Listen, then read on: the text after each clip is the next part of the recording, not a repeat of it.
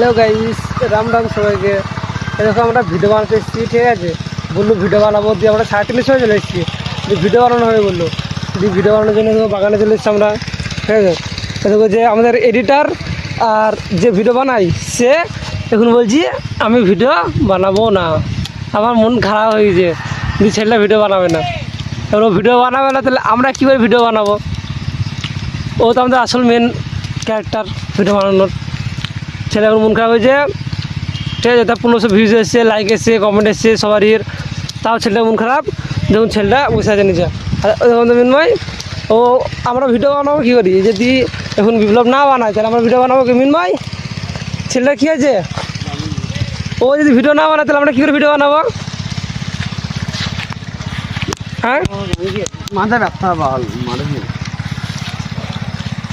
ও যদি ভিডিও না বানায় তাহলে আমরা কী করে বানাতে পারবো বল, তাই না?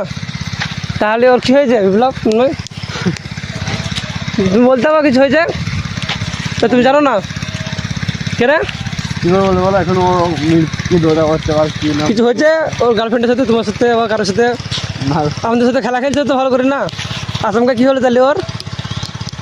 জানিস নি তো? ঠিক আছে গাইস, আমরা ভিডিও আজকে আর হলো না, আমাদের পোস্ট হলো না, ঠিক আছে। আজকে ভিডিও হলো না, তা ভালো থাকবা আর কমেন্ট করে জানাবা কেমন হয় ভিডিওগুলো, ঠিক আছে। বাই বাই, রাম রাম সবাই।